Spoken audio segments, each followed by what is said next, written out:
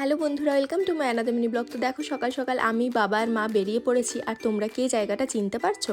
আগের বার যখন এসেছিলাম বলেছিলাম না তোমাদের যে কটা নতুন ফ্ল্যাট দেখেছি, তার মধ্যে একটা পছন্দও হয়েছে। তো ফাইনালি ওই ফ্ল্যাটটা আমাদের কেনাও হয়ে গেছে। আর কতদূর কি কাজ এগোলো ওটা দেখতে আজ এসেছি। তো এই ফ্ল্যাটটা হচ্ছে 3 BHK, 3টে রুম, একটা বড় dining room with open kitchen, 2টো বাথরুম আর একটা ব্যালকনি।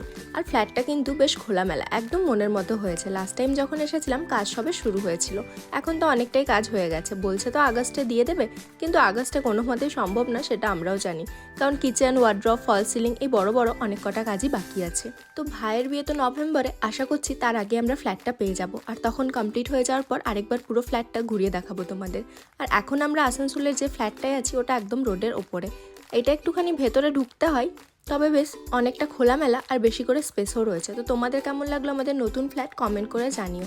আর চ্যানেলটা লাইক, সাবস্ক্রাইব, শেয়ার করতে ভুলো না।